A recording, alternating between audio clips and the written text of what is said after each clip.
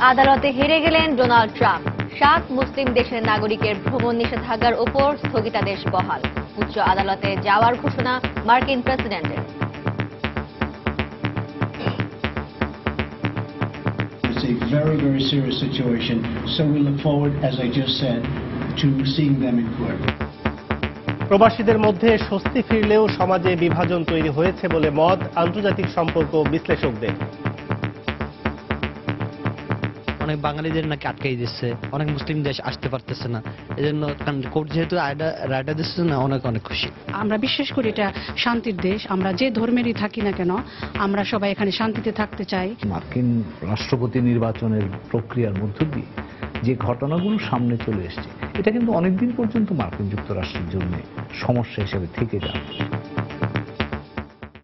দেখছিলেন প্রধান শিরোনাম। দুপুরের সময় সঙ্গে আছে আমি ফারজানা মুমু এবং আমি কাজল আব্দুল্লাহ। এবার অন্যান্য শীর্ষ সংবাদ।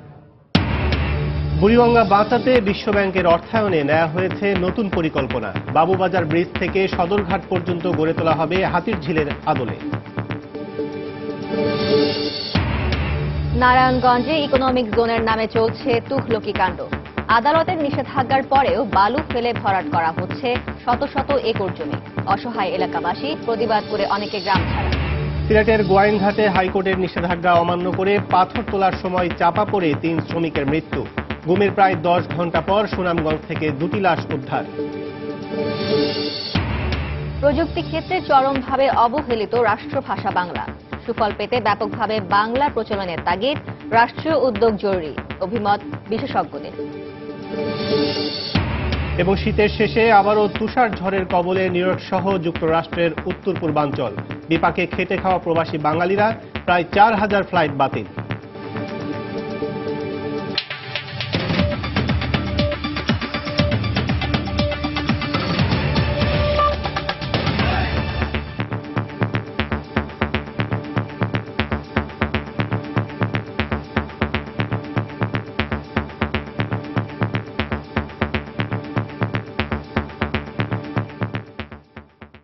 আদালতের রায়ে আবারও হেরে গেলেন মার্কিন প্রেসিডেন্ট ডোনাল্ড ট্রাম্প।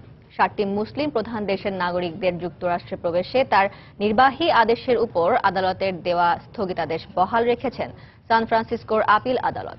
বৃহস্পতিবার সন্ধ্যায় 9ম সার্কিট আপিল আদালতের 3 বিচারকের সমন্বয়ে গঠিত প্যানেল সর্বসম্মতভাবে এ রায় দেন। এই আদেশের ফলে ওই 7 দেশের নাগরিকদের যুক্তরাষ্ট্রে প্রবেশে আপাতত বাধা থাকল না। এদিকে এই রায়ের বিরুদ্ধে সুপ্রিম কোর্টে যাওয়ার ঘোষণা দিয়েছে ট্রাম্প প্রশাসন। মুসলিম প্রধান 7টি দেশের নাগরিকদের ওপর মার্কিন প্রেসিডেন্ট ডোনাল্ড ট্রাম্পের ভ্রমণ নিষেধাজ্ঞার স্থগিতাদেশ বহাল রাখার পক্ষে রায় দেন সান ফ্রান্সিসকোর 9th সার্কিট আপিল আদালত। আদালতে 3 জন বিচারকের সমন্বয়ে গঠিত প্যানেল স্থানীয় সময় বৃহস্পতিবার সন্ধ্যায় ও বাংলাদেশ সময় শুক্রবার ভোরে সর্বসম্মতভাবে এই রায় ঘোষণা করেন। নিষেধাজ্ঞার আওতাধীন ওই 7 দেশের সঙ্গে সন্ত্রাসবাদের সংশ্লিষ্টতা থাকার উপযুক্ত প্রমাণ ট্রাম্প প্রশাসন উপস্থাপন করতে পারেনি বলে জানান আদালত। এতে যুক্তরাষ্ট্রের সংবিধানের জয় হয়েছে বলে মনে করছেন আইনজীবীরা। তবে বিশ্লেষকরা বলছেন এই রায় ট্রাম্প প্রশাসনের জন্য বড় ধরনের ধাক্কা। এই জয় আমাদের সবার। এতে প্রমাণ হয়েছে যুক্তরাষ্ট্র সুবিচার ও সম অধিকারে বিশ্বাস করে। এদেশে কেউ আইনের ঊর্ধ্বে নয়, এমনকি প্রেসিডেন্টও না। আপিল আবেদন খারিজ হয়ে যাওয়ায় আদালতে নিরপেক্ষতা নিয়ে প্রশ্ন তুলেছেন প্রেসিডেন্ট ট্রাম্প। এতে যুক্তরাষ্ট্রের অভ্যন্তরীণ নিরাপত্তা হুমকির মুখে পড়েছে বলে টুইট করেন তিনি। ওভাল অফিসে গণমাধ্যমকে দেয়া এক অডিও সাক্ষাৎকারে ট্রাম্প সুপ্রিম কোর্টের দ্বারস্থ হওয়ার কথা জানান। চূড়ান্ত রায় তার পক্ষে যাবে বলেই তিনি আশা করেন। ট্রাম্প আগেও মার্কিন আইনি ব্যবস্থার কড়া সমালোচনা করেন। বুধবার ওয়াশিংটন ডিসিতে বিভিন্ন রাজ্যের পুলিশ কর্মকর্তা ও শেরিফদের সঙ্গে এক সভায় আদালতকে রাজনৈতিক প্রভাবিত বলে উল্লেখ করেন তিনি। 2 সপ্তাহ আগে Iran, Iraq, Yemen, Syria, Libya, Somalia ও সুদান এই 7 দেশের নাগরিকদের যুক্তরাষ্ট্রে প্রবেশে নিষেধাজ্ঞা আরোপ করে নির্বাহী আদেশে সই করেন ট্রাম্প। পরে সিয়েটেলের আদালত ওই নিষেধাজ্ঞা স্থগিত করে রুল জারি করেন। পরে ট্রাম্প প্রশাসনের পক্ষ থেকে সান ফ্রান্সিসকোর আদালতে আপিল করা হয়। আপিলে ভ্রমণ নিষেধাজ্ঞার স্থগিতাদেশ বহাল থাকায় ওই 7 দেশের নাগরিকদের যুক্তরাষ্ট্রের ভ্রমণে আপাতত কোনো বাধা থাকল না। সঞ্জনা চৌধুরী, সময় সংবাদ। এদিকে ট্রাম্পের নির্বাহী আদেশের ওপর আপিল আদালতের স্থগিতাদেশে প্রবাসীদের মধ্যে ফিরে এসেছে স্বস্তি। এর ফলে আইনি ব্যবস্থার ওপর মানুষের আস্থা বাড়বে বলে মনে করেন তারা। যুক্তরাষ্ট্র থেকে আরো জানিয়েছেন আমাদের প্রতিনিধি শিয়াবুদ্দিন কিসলু। 7টি মুসলিম দেশের অভিবাসীদের যুক্তরাষ্ট্রে প্রবেশের নিষেধাজ্ঞায় প্রেসিডেন্ট ডোনাল্ড ট্রাম্পের নির্বাহী আদেশের বিরুদ্ধে ওয়াশিংটন রাজ্যের অ্যাটর্নি জেনারেলের যে মামলা এবং তার পরিপ্রেক্ষিতে আদালতের যে স্থগিত আদেশ দেওয়া হয়েছিল সেটি বহাল রেখেছেন যুক্তরাষ্ট্রের নবম সার্কিট কোর্ট এবং আজকে সেই রুলিং দিয়েছেন নবম সার্কিট কোর্ট এবং এর ফলে অভিবাসী সমাজে অনেকটাই স্বস্তি ফিরে এসেছে এবং আমি জ্যাকসনাইটে কথা বলেছি আমাদের বিশেষ করে প্রবাসী বাঙালিদের সঙ্গে, তারাও অনেকটাই স্বস্তি ফিরে পেয়েছেন। আমি একটা মুসলিম হিসাবে আমি ডিসক্রিমিনেটেড হব না। স্পেশালি এটা আসলে আনকনস্টিটিউশনাল, কারণ মানুষের কোনো রাইট নেই একটা আপনি গোটা একটা রিলিজিয়নকে বেসিক্যালি একটা স্টপ করছেন। আমরা বিশ্বাস করি এটা শান্তির দেশ, আমরা যে ধর্মেরই থাকি না কেন আমরা সবাই এখানে শান্তিতে থাকতে চাই এবং আশা করি এই রায়ের পক্ষে আমি খুব খুশি এবং এটা শান্তি ডেকে আনবে। অনেক বাঙালিদের নাকি আটকাই দিচ্ছে, অনেক মুসলিম দেশ আসতে পারতেছে না, এজন্য কোর্ট যেহেতু রায়টা দিচ্ছে না, অনেক অনেক খুশি। তবে তাদের মধ্যে এই শঙ্কাও রয়ে গেছে যে ডোনাল্ড ট্রাম্পের পক্ষ থেকে এই বিষয়টি সুপ্রিম কোর্টেও নেওয়া হতে পারে। তবে অনেকের মনেই আশ্বস্তির কারণ হচ্ছে এইটি যে সুপ্রিম কোর্টে যাওয়ার প্রক্রিয়ায় যে সময় প্রয়োজন পড়বে সেই সময়ের মধ্যে হয়তো প্রেসিডেন্ট ডোনাল্ড ট্রাম্পের নির্বাহী আদেশের যে 120 দিনের নিষেধাজ্ঞা সেই 120 দিন সময় পেরিয়ে যাবে। এমনটি আশা নিয়েই আসলে অভিবাসীদের মধ্যে যথেষ্ট স্বস্তি লক্ষ্য করা যাচ্ছে। তারা আশা প্রকাশ করছেন যদি প্রেসিডেন্ট ডোনাল্ড ট্রাম্পের পক্ষ থেকে এই বিষয়টি সুপ্রিম কোর্টেও নেওয়া হয় তবুও সুপ্রিম কোর্ট এই রায়ের পক্ষেই মত দেবেন। এদিকে নিউ ইয়র্কের মেয়র বিল ডি ব্লাজিও আজ এক বিবৃতিতে বলেছেন যে নিউ ইয়র্ক হচ্ছে সবচেয়ে নিরাপত্তম শহর এবং দেশ, জাতি, ধর্ম, বর্ণ নির্বিশেষে সব অভিবাসীদের পাশে থাকবে নিউ ইয়র্ক। শিহাবুদ্দিন কিসলু, সময় সংবাদ, নিউ ইয়র্ক, যুক্তরাষ্ট্র। প্রবাসী বাঙালিদের মধ্যে স্বস্তি ফিরলেও বর্তমান মার্কিন সরকারের মুসলিম অভিবাসী বিরোধী উদ্যোগের ফলে সে দেশের সমাজে এক ধরনের বিভাজন তৈরি হয়েছে বলে মনে করেন আন্তর্জাতিক সম্পর্ক বিশ্লেষকরা। তবে আদালতের রায়ে যুক্তরাষ্ট্রে ভ্রমণ নিষেধাজ্ঞা আটকে যাওয়ার ঘটনাকে দেশটির গণতন্ত্রের অন্যতম নিদর্শন বলে মনে করেন তারা। দায়িত্ব গ্রহণের পর থেকে একের পর এক বিতর্কিত সিদ্ধান্তের কারণে দেশ জুড়ে বিক্ষোভ ও বিশ্ব সম্প্রদায়ের তীব্র সমালোচনার মুখে পড়তে হয়েছে মার্কিন প্রেসিডেন্ট ট্রাম্পকে। এর মধ্যে সবচেয়ে আলোচিত ও সমালোচিত 7টি মুসলিম প্রধান দেশের অভিবাসীদের যুক্তরাষ্ট্রে ভ্রমণে নিষেধাজ্ঞা আরোপ। তবে আদালতের রায়ে সেই উদ্যোগ সাময়িকভাবে আটকে যাওয়ায় সব শ্রেণীর মানুষের বিজয় হয়েছে বলে মন্তব্য করেছেন আন্তর্জাতিক সম্পর্ক বিশ্লেষকরা। এ ঘটনাকে বিচার বিভাগের স্বাধীনভাবে কাজ করতে পারার নিদর্শন বলেও মন্তব্য করেন তারা।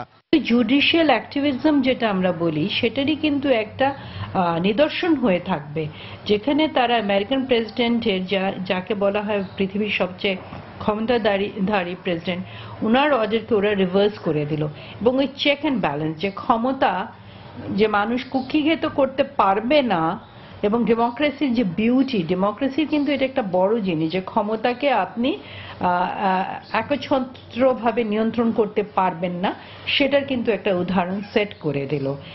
আপাত দৃষ্টিতে আদালতের রায়ে জনমনে স্বস্তি ফিরলেও ট্রাম্পের অভিবাসী বিরোধী নির্বাহী আদেশের ফলে মার্কিন সমাজে যে অস্থিরতা তৈরি হয়েছে দীর্ঘদিন তার রেশ থাকবে বলে মনে করেন সাবেক এই কূটনীতিক।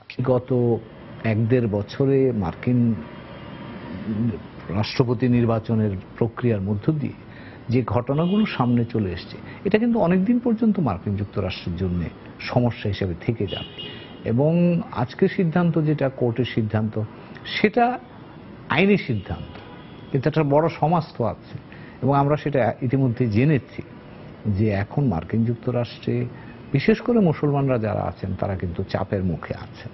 ট্রাম্প প্রশাসনের উদারনীতি বিরোধী বিভিন্ন পদক্ষেপের কারণে যুক্তরাষ্ট্রকে এক সময় এর ক্ষতিপূরণ দিতে হবে বলেও মনে করেন এই আন্তর্জাতিক সম্পর্ক বিশ্লেষক। রিয়াদুল ইসলাম, সময় সংবাদ। বারবার উচ্ছেদ করেও দখল আর দূষণের কবল থেকে বাঁচানো যাচ্ছে না বুড়িগঙ্গাকে। এবার নদীটিকে বাঁচাতে বিশ্বব্যাংকের অর্থায়নে নতুন পরিকল্পনা হাতে নিয়েছে সরকার। বিআইডব্লিউটি এর সহযোগিতায় বাবুবাজার ব্রিজ থেকে সদরঘাট পর্যন্ত অবৈধ স্থাপনা উচ্ছেদ করে হাতিরঝিল প্রকল্পের আদলে এলাকাটি গড়ে তোলার পরিকল্পনা নিয়েছে সিটি কর্পোরেশন। প্রিন্স আরেফিনের ছবিতে বিস্তারিত জানাচ্ছেন তাহিয়া রুবায়াত অপলা। ঢাকার প্রাণখ্যাত বুড়িগঙ্গা নদী দখল, দূষণ আর ভরাটের প্রতিযোগিতার কবলে পড়ে এই নদী তার ঐতিহ্য হারিয়েছে বেশ আগেই। দীর্ঘদিন ধরেই নদীর দুপার দখল করে গড়ে তোলা হয়েছে বিভিন্ন অবৈধ স্থাপনা। বারবার উচ্ছেদ করা হলেও আবারও চলে দখলের প্রতিযোগিতা। দখলকারীদের দাপটে আর পানি দূষণ, কলকারখানার বিষাক্ত বর্জ্যে এখানকার জীবন ও জীবিকা এখন রীতিমতো হুমকির মধ্যে। নদী যখন পার হই তখন গন্ধে থাকা যাচ্ছে না, খুব দম কষ্ট করে আমরা নদীটা পার হয়ে যাচ্ছি। অসাধু কিছু ভূমিদস্যু যারা নদীর পাড়ে স্থাপনা সৃষ্টি করে মাটি ফেলে ভরাট করে নদীকে একের পর ওরা দখল করে নিতেছে। তবে এবার নদী বাঁচাতে বিশ্বব্যাংকের অর্থায়নে ঢাকা দক্ষিণ সিটি কর্পোরেশন ও বিআইডব্লিউটি এর যৌথ উদ্যোগে হাতির ঝিলের মতো ঢেলে সাজানো হবে বুড়িগঙ্গার তীর। বাবুবাজার ব্রিজ থেকে সদরঘাট টার্মিনাল পর্যন্ত বিনোদন কেন্দ্র, ওয়াকওয়ে, ড্রাইভওয়ে সহ নতুন প্রকল্পের কাজ শুরু হচ্ছে এবছর থেকেই। নদীটা উদ্ধার করার জন্য যে জটিলতাগুলো আছে সবগুলো সমন্বয় করে আমরা সরকারকে একটা প্রকল্প হাতির ঝিলের ন্যায় দিতে চাই, কিন্তু এটা নদীকে উদ্ধার করে। বাংলাদেশ মিউনিসিপ্যাল ডেভেলপমেন্ট ফান্ডের আওতায় এই প্রকল্প, এটা বিশ্ব ব্যাংকের অর্থায়নে হবে। বাবুবাজার ব্রিজ থেকে নিয়ে সদরঘাট এলাকা পর্যন্ত এখানে ওপেন স্পেস আপনার ক্রিয়েট করে দেওয়া, ওয়াকওয়ে, ড্রাইভওয়ে, এই ধরনের রিক্রিয়েশন সেন্টার এগুলোকে করে দেওয়া। কিন্তু নগরবিদরা বলছেন নতুন প্রকল্প হাতে নেওয়ার আগে সরকারের উচিত বুড়িগঙ্গাকে পুরোপুরি দখল ও দূষণ মুক্ত করা। যারা ইন্ডাস্ট্রিয়াল এফ্লুয়েন্ট এই নদীতে ফেলছে, এই লোকগুলি রাজাকার, আলবদর এবং যুদ্ধাপরাধীদের চেয়েও বড় ক্রিমিনাল। নদী থেকে ময়লা তুললেই হবে না, নদীর পাড়ে সুন্দর পার্ক করলেই হবে না, কিন্তু আসল ক্রিমিনাল যারা তাদেরকে ধরতে হবে, তাদেরকে পানিশমেন্ট দিতে হবে। বুড়িগঙ্গাকে বাঁচাতে বিআইডব্লিউটিএ ও সিটি কর্পোরেশনের সমন্বয়ের উপর গুরুত্ব দিচ্ছেন নগরবিদরা। বুড়িগঙ্গাকে দখল ও দূষণমুক্ত করে নতুন প্রকল্প বাস্তবায়ন করা হলে এখানকার পর্যটন ফিরে পাবে নতুন প্রাণ। তবে সংশ্লিষ্টরা বলছেন শুধু দখল, দূষণমুক্ত ও নতুন প্রকল্প নয়, পাশাপাশি এর দায়িত্ব নিতে হবে সরকারি সংস্থাগুলোকে। তাহিয়া রুবাইয়া তপলা, সময় সংবাদ, ঢাকা। জমি অন্যের, কিন্তু বালু ফেলে ভরাট করছে আরেকজন। তাও 1-2 একর নয়, উচ্চ আদালতের নিষেধাজ্ঞা অমান্য করে শত শত একর জমিতে চলছে এই অপতৎপরতা। নারায়ণগঞ্জের সোনারগাঁওয়ের পিরোজপুর ইউনিয়নে এমন তুঘলকি কাণ্ড ঘটছে ইকোনমিক জোন গড়ে তোলার নামে। তবে যাদের বিরুদ্ধে অভিযোগ, সেই ইউনিক গ্রুপ এসব বিষয়ে মুখ খোলেনি। আশরাফুল ইসলামের ছবিতে আতিকুর রহমান তমালের রিপোর্ট। এদি তো স্যার ইরি জমিন আসছিল, সব এই শৌশ আসছিল, ভর্তি ইরি জমিন আসছিল, আলি আসছিল, মানে হেরা জোরে বইরে লাইতেছে। বালুর নিচে চাপা পড়েছে ভবিষ্যৎ অবলম্বন সহায় সম্বল। কদিন আগে যে জমি ছিল জীবন জীবিকার ভরসা, আস্থা, বালু ফেলে ভরাট করছে অন্য কেউ। চোখের সামনেই এমন অন্যায় সহ্য করতে বাধ্য হচ্ছেন সোনারগাঁওয়ের শিউলি বেগম। আপনারা কিছু বলেন নাই? আমরা বাধা দিছি স্যার, বাধা দিলে আমাদের বাধা মানে না, বেড়া দিছিল, বেড়া উড়াই দিছে।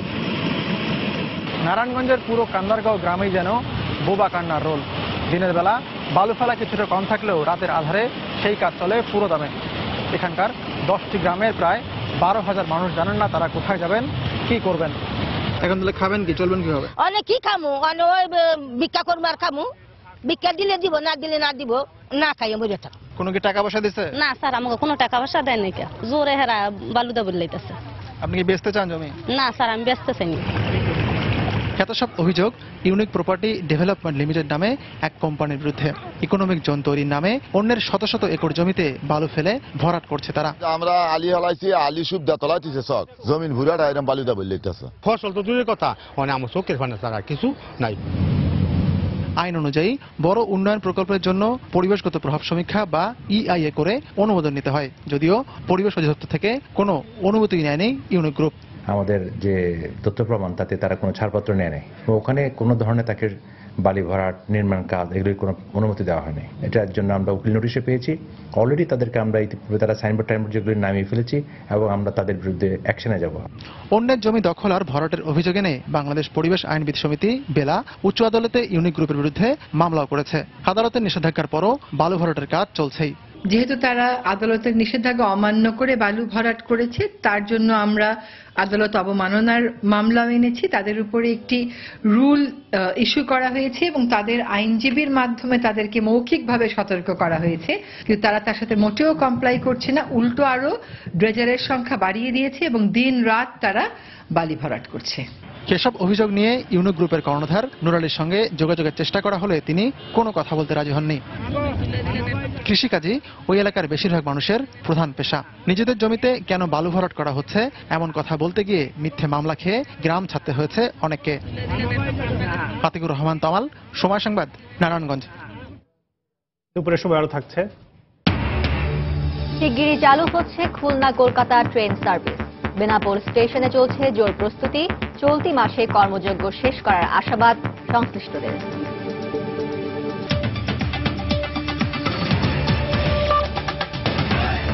নবনিযুক্ত নির্বাচন কমিশন আগের নির্বাচন কমিশন থেকেও আওয়ামী লীগের আদর্শে বেশি বিশ্বাসী বলে অভিযোগ করেছেন বিএনপির সিনিয়র যুগ্ম মহাসচিব রুহুল কবির রিজভী। সকালে রাজধানীর নয়াপল্টনে দলটির কেন্দ্রীয় কার্যালয়ে এক ব্রিফিংয়ে সাংবাদিকদের একথা বলেন তিনি। বর্তমান সিইসির অতীত কর্মকাণ্ড ও বক্তব্যই প্রমাণ করে সে তার দ্বারা সুষ্ঠু নির্বাচন সম্ভব নয়। তার অতীত কর্মকাণ্ড এবং প্রধান নির্বাচন কমিশনার ঘোষণার পরপর তার বিভিন্ন বক্তব্যে তিনি যে কমিটেড আওয়ামী লীগার সেটি খুব ভালো মতো ফুটে উঠেছে। তার অধীনে নির্বাচন হলে সেটি ভোটারবিহীন একতরফা নির্বাচনই হবে। তাতে বর্তমান বিরাজমান দুঃশাসন আরো দীর্ঘদিন টিকে থাকবে। সুতরাং জনমতের প্রতি সম্মান দেখিয়ে নির্বাচন কমিশনের প্রধান ব্যক্তি হিসেবে যে সাংবিধানিক পদে তিনি তার যে নাম ঘোষণা হলো সেই পদ থেকে সরে দাঁড়ালে জাতি তাকে স্বাগত জানাবে। রাজনৈতিক দল হিসেবে বিভিন্ন হতাশায় বিএনপি এখন বেপরোয়া দলে পরিণত হয়েছে বলে মন্তব্য করেছেন আওয়ামী লীগের সাধারণ সম্পাদক ওবায়দুল কাদের।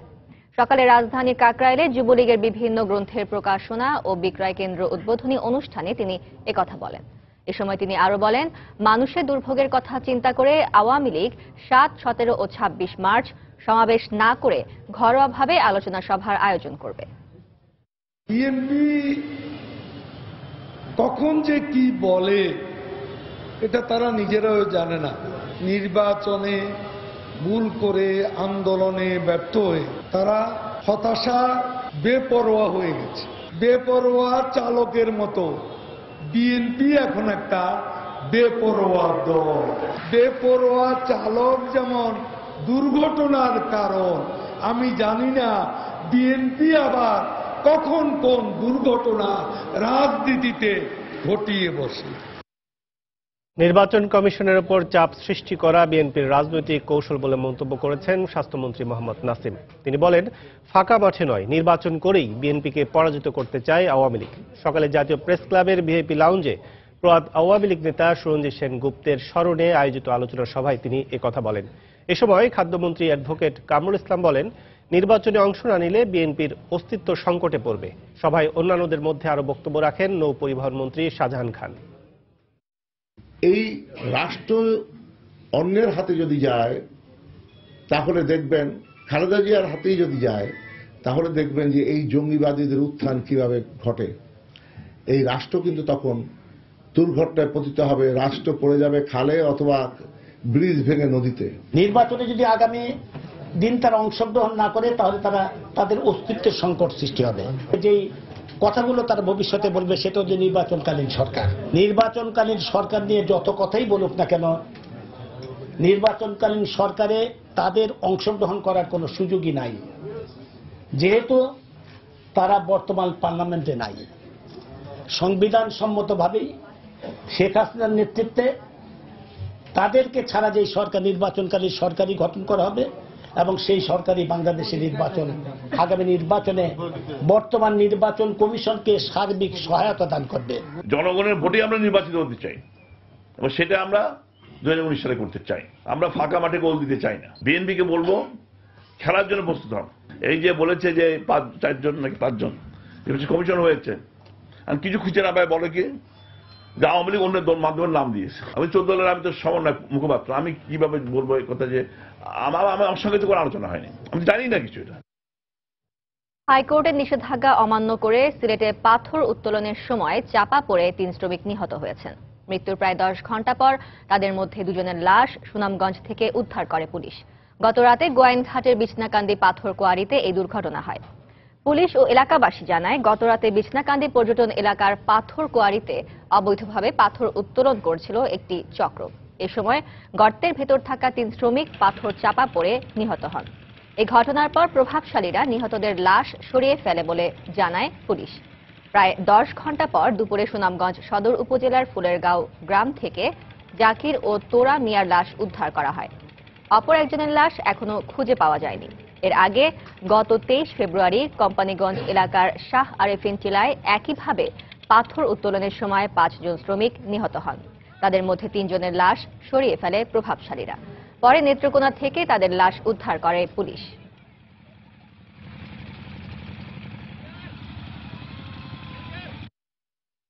তিনজন শ্রমিক মাটি চাপা পড়ে মারা গিয়েছেন রাত্র 2:30টার দিকে, গত রাত্রে। তো তখন আমরা তো আর জানতাম না, তো তারা লাশগুলো অলরেডি গুম করেছে বা গুম করার চেষ্টা করেছে।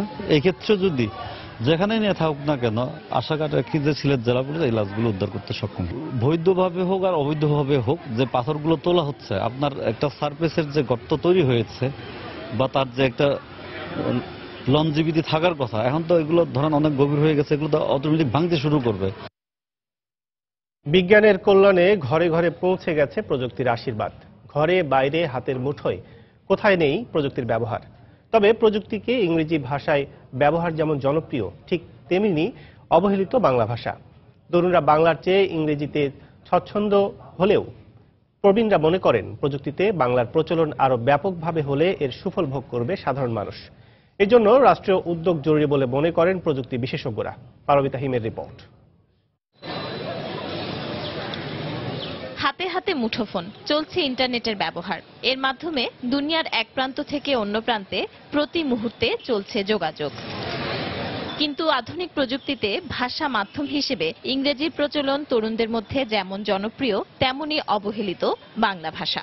কম্পারেটিভলি ইংলিশটা বেশি, এটা সত্য। ইংলিশটা ইউজ করে আর কি বাংলা কথাগুলোতে লিখি। ইংলিশ কিবোর্ডটাই তো অনেক আগের থেকে প্রচলিত, তো সবাই ওইটাই জানে। যে কোনো সফটওয়্যার বা যে কোনো প্রোগ্রাম আমরা বিল্ট ইন ইউজ করতেছি ইংরেজিতে, যার কারণে আমরা শুরু থেকে ওটাতে অভ্যাস হয়ে যায়। বাংলা অ্যাপগুলো যদি আরো বাড়ানো হয় বা আরো বেশি করা হয়, তাহলে মানুষ আরো বেশি ইউজ করবে বাংলাগুলা। প্রবীণরা মনে করেন প্রযুক্তিতে বাংলা ভাষা ব্যবহার করা হলে এর আরো সুফল ভোগ করত বাংলাদেশের সব বয়সী, সব শ্রেণীর মানুষ। মোবাইলে শুধু রিসিভ করতে পারি আর কাটতে পারি, বাংলা নির্দেশ অনুযায়ী আমি যেতে পারতাম। আমাদের সাধারণ লোকদের ব্যবহারের জন্য বাংলাটা থাকলে ভালো আর কি। ইংরেজি ফন্টে বাংলা লেখাকে বাংলা ভাষার জন্য বিপজ্জনক লক্ষণ বলে মনে করেন প্রযুক্তি বিশেষজ্ঞ মোস্তফা জব্বার। এখন প্রবণতা যেটা ভয়ঙ্কর, সেটি হচ্ছে রোমান হরফে বাংলা লেখা। এটি যদি চলতে থাকে তাহলে যেটি দাঁড়াবে সেটি হচ্ছে আমি বাংলা উচ্চারণের কোনো সঙ্গতি খুঁজে পাবো না। রোমান হরফ দিয়ে কোনোদিন বাংলা উচ্চারণ প্রকৃতার্থে সঠিকভাবে করা সম্ভব না। বাংলা বিজ্ঞানসম্মত ভাষা হলেও প্রযুক্তিগত দিক থেকে বাংলাকে ইংরেজির সমকক্ষ করতে না পারার কথা স্বীকার করলেন তিনি। ইংরেজিতে স্পেল চেকার কাজ করে, ইংরেজিতে ওসিআর কাজ করে। এই বিষয়গুলো অনেকগুলো সীমাবদ্ধতা আমাদের এখনো রয়ে গেছে, কারণ এটার উপরে কোনো কাজই হয়নি। প্রযুক্তিতে বাংলার ব্যবহার বাড়াতে রাষ্ট্রীয় উদ্যোগের পরামর্শ তার। পারমিতা হিম, সময় সংবাদ, ঢাকা। অমর 21 গ্রন্থমেলায় সকাল 11টা থেকে শুরু হয়েছে শিশু প্রহর। শিশুদের পদচারণায় মুখর হয়ে আছে মেলা প্রাঙ্গণ। এই মুহূর্তে সেখানে আছেন রিপোর্টার বিথি হক। আমরা সরাসরি চলে যাচ্ছি তার কাছে। বিথি। মোমো, আমি এই মুহূর্তে বইমেলার সোহরাওয়ার্দী উদ্যানে দাঁড়িয়ে আছি এবং আপনি জানেন আজকে বইমেলার শুরু হওয়ার পর আজকে দ্বিতীয় শুক্রবার এবং সকাল থেকে আমি যেহেতু এখানে ছিলাম, আমি কিন্তু এখানে ক্রেতা দর্শনার্থীদের উপচে পড়া ভিড় দেখেছি এবং সকাল থেকে যে শিশু প্রহরের একটি আয়োজন ছিল সেটা শেষ হবার পরেও কিন্তু ভিড় একটু কমেছে, কারণ অভিভাবকরা তাদের শিশুদের নিয়ে চলে গেলেও এখন সময় বেলা গড়িয়ে আসার সাথে সাথে এখন কিন্তু আমরা ভিড় দেখছি আবার নতুন করে বাড়ছে। এবং এখানে যে বিশেষ করে যদি বলতে হয়, অন্য প্রকাশে হুমায়ুন আহমেদের বইয়ের স্টলটাতে কিন্তু সবচেয়ে বেশি ভিড় রয়েছে, কারণ তরুণ থেকে কিশোর সবাই কিন্তু হুমায়ুন আহমেদ, জাফর ইকবালের বইগুলো খুব পছন্দ করেন এবং তারা এসে সবার আগে হুমায়ুন আহমেদের বইগুলো দেখছেন এবং কিনছেন। এবং আমি এখানে যারা বিক্রেতা রয়েছে স্টলগুলোতে তাদের সঙ্গে কথা বলেও জেনেছি যে আজকে মেলার পরে আজকের ভিড় ক্রেতা দর্শনার্থীদের সবচেয়ে বেশি ছিল এবং সকাল থেকে তাদের যে কেনা এবং বেচা ছিল সেটাতেও তারা যথেষ্ট সন্তুষ্ট। এবং আরও কয়েকজন আমাকে জানিয়েছেন যে আজকে যথেষ্ট চাপের কারণে তারা অনেক সময় ক্রেতা বিক্রেতাদের জন্য তাদেরকে হিমশিমও খেতে হয়েছে এবং এখানে এখানে আমরা জানি যে শিশু প্রহর শেষ হওয়ার পরে শিশুরা চলে গেলেও এখনো কিন্তু অনেক অভিভাবকরা তাদের শিশুদের নিয়ে আসছেন, কারণ শিশু প্রহরের যেসব বই পাওয়া যায় সেসব স্টলগুলো ছাড়িয়েও বিভিন্ন কিশোর উপন্যাস, গোয়েন্দা উপন্যাসগুলোর দোকানগুলোতেও কিন্তু আমরা দেখেছি যথেষ্ট ভিড় রয়েছে। এবং বই যেহেতু শুধুমাত্র বই মেলা নয়, এখানে আমরা বলে থাকি যে প্রাণের মেলাও, সেক্ষেত্রে বই প্রেমী যারা রয়েছেন, বিশেষ করে এই প্রজন্মের যারা, তাদেরকে আমরা তেমন একটা বই পড়তে না দেখলেও তারা বলে থাকেন যে তারা খুব একটা বই পছন্দ করছেন বা করছেন না। সেটার বাইরে গিয়েও কিন্তু তারা যথেষ্ট পরিমাণ এখানে এসে দেখছি যে বই তারা দেখছেন এবং কিনছেন। আর তাছাড়া এখানে সব বয়সী ক্রেতা দর্শনার্থীদের মধ্যে দেখলাম বই পড়ার খুব উৎসাহ, এবং তারা এখানে বিশেষ করে প্রবন্ধ, উপন্যাস এবং কবিতার বইগুলো খুব বেশি করে দেখছেন। কিছু কিছু দর্শনার্থীদের পেয়েছি যারা উদ্যোক্তাদের নিয়ে বইগুলোও দেখছেন। তো মুমু, এই ছিল বইমেলা থেকে আমার কাছে পাওয়া সর্বশেষ তথ্য। দর্শক, এতক্ষণ অমর একুশে গ্রন্থমেলা থেকে সবশেষ খবর জানাচ্ছিলেন আমাদের সহকর্মী বিথি হক। শিগগিরই চালু হচ্ছে বহু কাঙ্ক্ষিত খুলনা কলকাতা ট্রেন সার্ভিস। এ লক্ষ্যে বেনাপোল রেল স্টেশনে ইতিমধ্যে নির্মাণ করা হয়েছে ইমিগ্রেশন, কাস্টমস ও নিরাপত্তা ব্যারাক। চলছে ছাউনি নির্মাণ ও যশোর থেকে বেনাপোল পর্যন্ত রেলপথ সংস্কারের কাজ। চলতি মাসে শেষ হবে এ কর্মযজ্ঞ। এরপর এ রুটে কাঙ্ক্ষিত সার্ভিসটি চালু করা সম্ভব হবে বলে মনে করছেন সংশ্লিষ্টরা। যশোর প্রতিনিধি জুয়েল মৃধার তথ্য, আবুল কালাম আজাদের ছবি নিয়ে ডেস্ক রিপোর্ট।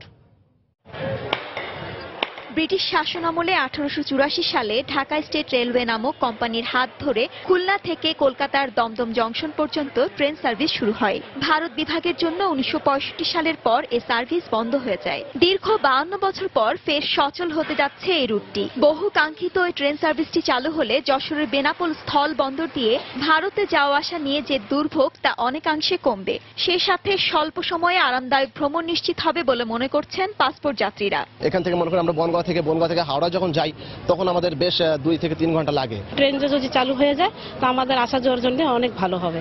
কাঙ্ক্ষিত এই সার্ভিসটি দ্রুত চালু করতে বেনাপোল রেল স্টেশন সংস্কারের উদ্যোগ নেওয়া হয়েছে।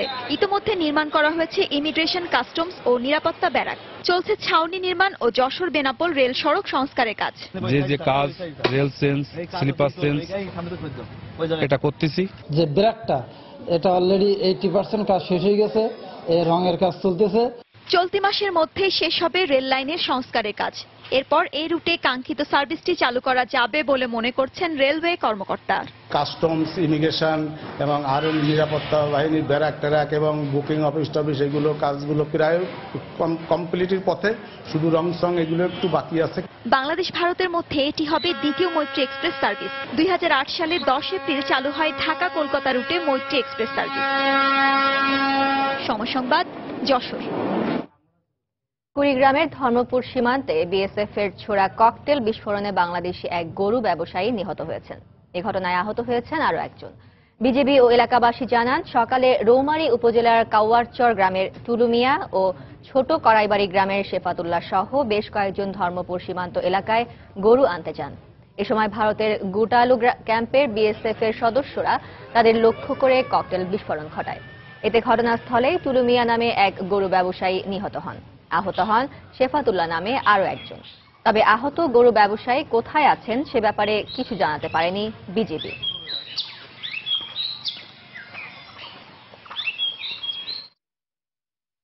দুপুরের সময় আরও থাকছে। হায়দ্রাবাদ টেস্টের দ্বিতীয় দিনেও ভারতের ব্যাটসম্যানদের আধিপত্য। বিরাট কোহলির ডাবল সেঞ্চুরিতে প্রথম ইনিংসে বড় সংগ্রহের পথে স্বাগতিকরা।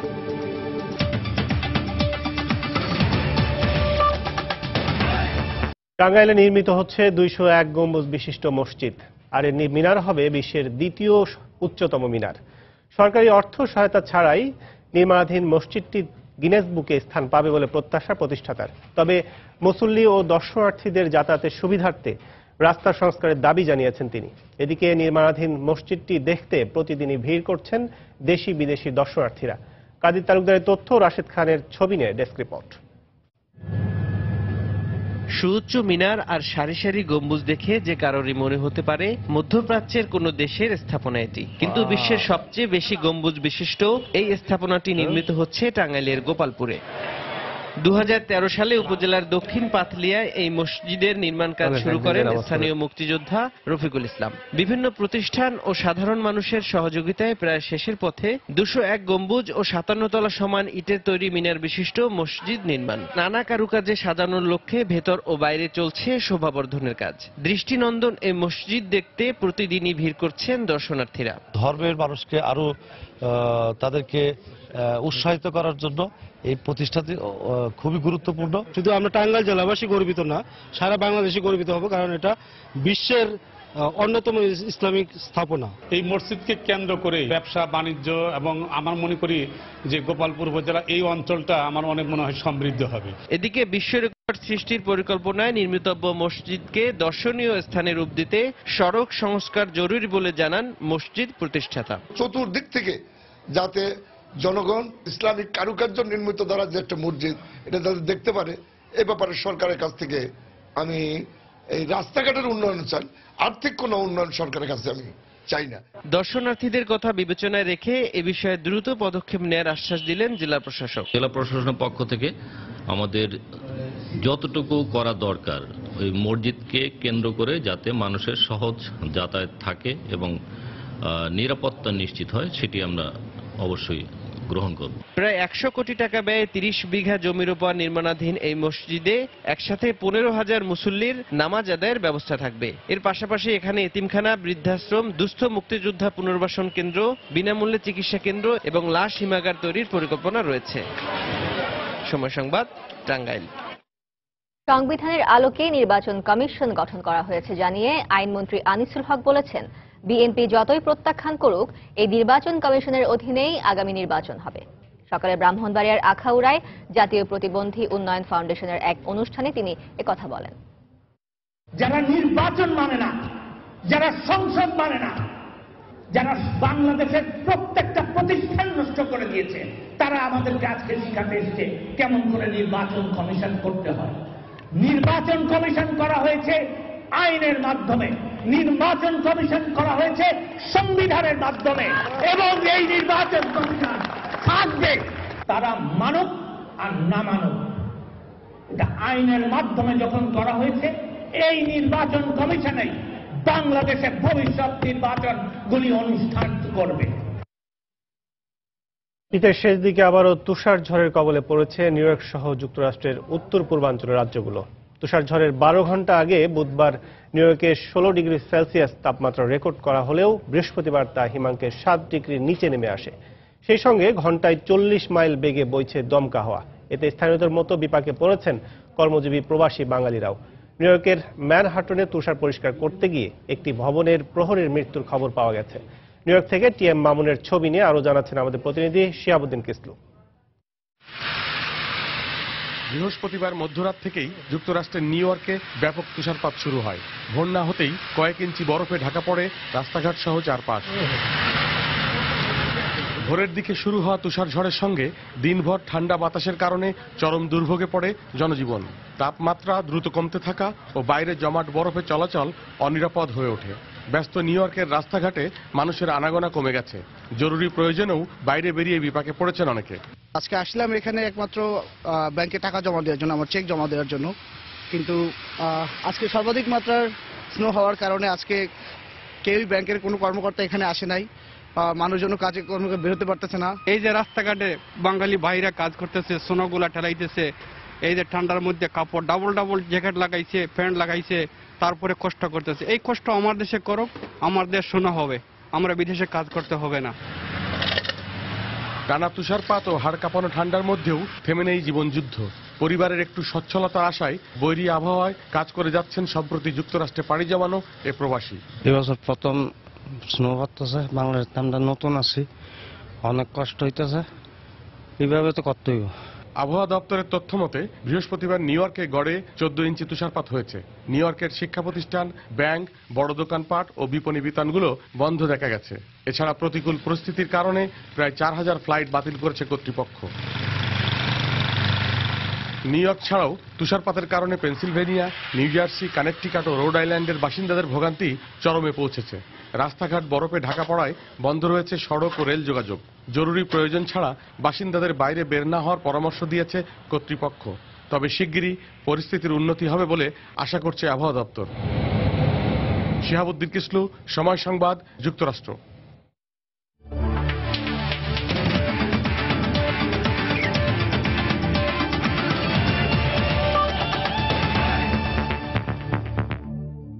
বাংলাদেশ ভারত টেস্ট প্রসঙ্গ। হায়দ্রাবাদ টেস্টের দ্বিতীয় দিনেও দাপট দেখাচ্ছেন ভারতের ব্যাটসম্যানরা। অধিনায়ক বিরাট কোহলির ডাবল সেঞ্চুরিতে প্রথম ইনিংসে পাহাড় সম সংগ্রহের পথে স্বাগতিকরা। শেষ খবর পাওয়া পর্যন্ত টিম ইন্ডিয়ার সংগ্রহ 6 উইকেটে 617 রান। 3 উইকেটে 356 রান নিয়ে দ্বিতীয় দিনে ব্যাট করতে নামে ভারত। দিনের শুরু থেকেই দুই স্বাগতিক ব্যাটসম্যান কোহলি ও রাহানে খেলতে থাকেন বেশ আগ্রাসী ঢঙে। ওভার প্রতি 5-এর ওপর রান নিয়ে দলীয় স্কোর 400 পার করেন এই দুজন। ব্যক্তিগত 62 রানের জীবন পাওয়া রাহানে মিরাজের দারুণ ক্যাচে 82 রান করে আউট হন। তার আগেই বাংলাদেশের বিপক্ষে চতুর্থ উইকেটে সর্বোচ্চ 222 রানে জুটি গড়েন কোহলি ও রাহানে। এর পরপরই ঋদ্ধিমান সাহাকে স্টাম্পিংয়ের সহজ সুযোগ পেলেও তা হেলায় হারান মুশফিক। অন্যদিকে স্বভাবসুলভ আগ্রাসী ঢঙে খেলে লাঞ্চ বিরতির পর ক্যারিয়ারের চতুর্থ ডাবল সেঞ্চুরি তুলে নেন অধিনায়ক কোহলি। তাইজুলের শিকার হয়ে ভারত অধিনায়ক সাজঘরে ফেরেন 204 রানে। ষষ্ঠ উইকেটে অশ্বিন ও সাহা 74 রান যোগ করেন। দলীয় 569 রানে অশ্বিনকে ফেরান মেহেদী হাসান। তবে ঋদ্ধিমান সাহার 50-তে এরই মধ্যে বাংলাদেশের বিপক্ষে নিজেদের দলীয় সর্বোচ্চ স্কোর গড়েছে ভারত।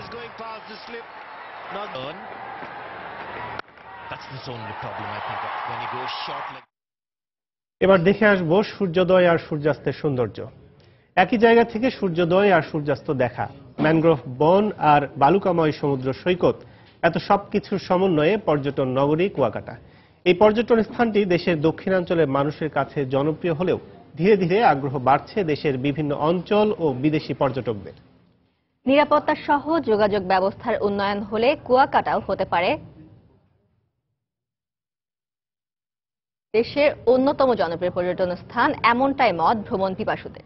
কুয়াকাটা ঘুরে এসে রিপোর্ট করেছেন ইমতিয়াজ আহমেদ, ক্যামেরায় ছিলেন সালাউদ্দিন আল মামুন। সমুদ্রের নীল জলরাশি থেকে উকি দেয়া প্রথম সূর্য অন্ধকার কাটিয়ে পৃথিবীতে আলোর আভা ছড়িয়ে জানান দিচ্ছে নতুন একটি দিনের। উঠেছে নতুন সূর্য, শুরু হলো আরো একটি দিন। ব্যস্ত মানুষ, প্রকৃতিতে সৃষ্টি হয়েছে কর্মচাঞ্চল্য। কুয়াকাটার গঙ্গামতি বা কাওয়ার চরের বালুকা বেলায় সূর্যের তাপ বাড়ার সাথে সাথে এভাবেই ব্যস্ততা বাড়ে লাল কাঁকড়ার। নতুন দিনের সাথে সাথে জীবন যুদ্ধেও নামতে হয় স্থানীয় বাসিন্দাদের। সাত সকালে মাছ ধরার কাজে তাই তাদের এই ব্যস্ততা। যে কুয়ার কারণে এই অঞ্চলের নামকরণ কুয়াকাটা, সেরকম অসংখ্য কুয়াও দেখতে পারেন পর্যটকরা। বৌদ্ধ ধর্মের বিভিন্ন ঐতিহাসিক স্থাপনাও রয়েছে এখানে। 30 ফুট উচ্চতার এই মূর্তিটি একসময় ছিল দেশের সর্ববৃহৎ বুদ্ধ মূর্তি। এইটা কিন্তু অনেক পুরানো মন্দির, 100 বছর পুরানো মন্দির। এটা একসময় এশিয়ার সবচেয়ে বড় ছিল। চরের জীবন বৈচিত্র্য আর প্রকৃতির পাশাপাশি কুয়াকাটার 18 কিলোমিটার সমুদ্র সৈকতের সৌন্দর্য উপভোগের অপার সুযোগ রয়েছে এখানে। Part of the sunrise and the sunset, that is the most attractive part of Kuakata. সূর্য উদয় সূর্যাস্ত এক জায়গা থেকে দেখা, এটা অনেক বড় বিষয়। বেলা গড়িয়ে একসময় বিকেল, পরে সন্ধ্যা। পশ্চিম আকাশে ঢলে পড়া সূর্যের রঙও এখন লালচে। দিন শেষে সূর্যকে বিদায় দিতে সৈকতে ভিড়, দৃষ্টি শেষ আলোক রেখাটি পর্যন্ত। একই স্থানে দাঁড়িয়ে সূর্যোদয় আর সূর্যাস্ত দেখার এই সুযোগ রয়েছে বাংলাদেশের একমাত্র এই সমুদ্র সৈকতে। তাই পর্যটনের এক অপার সম্ভাবনার নাম হতে পারে কুয়াকাটা সমুদ্র সৈকত। ইমতিয়াজ আহমেদ, সময় সংবাদ, কুয়াকাটা, পটুয়াখালী। দুপুরের সময় এ পর্যায়ে শীর্ষ সংবাদ জানিয়ে দিচ্ছি আরেকবার। আদালতে হেরে গেলেন ডোনাল্ড ট্রাম্প। 7 মুসলিম দেশের নাগরিকদের ভ্রমণ নিষেধাজ্ঞার উপর স্থগিতাদেশ বহাল, প্রবাসীদের স্বস্তি। বুড়িগঙ্গা বাঁচাতে বিশ্বব্যাংকের অর্থায়নে নেওয়া হয়েছে নতুন পরিকল্পনা। বাবুবাজার ব্রিজ থেকে সদরঘাট পর্যন্ত গড়ে তোলা হবে হাতিরঝিলের আদলে। নারায়ণগঞ্জে ইকোনমিক জোনের নামে চলছে তুঘলকি কাণ্ড। আদালতের নিষেধাজ্ঞার পরেও বালু ফেলে ভরাট করা হচ্ছে শত শত একর জমি। অসহায় এলাকাবাসী, প্রতিবাদ করে অনেকে গ্রাম ছাড়া। সিলেটের গোয়াইনঘাটে হাইকোর্টের নিষেধাজ্ঞা অমান্য করে পাথর তোলার সময় চাপা পড়ে 3 শ্রমিকের মৃত্যু। গুমের প্রায় 10 ঘন্টা পর সুনামগঞ্জ থেকে 2টি লাশ উদ্ধার। এবং প্রযুক্তি ক্ষেত্রে চরমভাবে অবহেলিত রাষ্ট্রভাষা বাংলা, সুফল পেতে ব্যাপকভাবে বাংলা প্রচলনের তাগিদ। রাষ্ট্রীয় উদ্যোগ জরুরি, অভিমত বিশেষজ্ঞদের। এই ছিল দুপুরের সময়ে। যে কোনো খবর পেতে ভিজিট করুন সময় নিউজ.tv। সঙ্গে থাকুন সময়ে।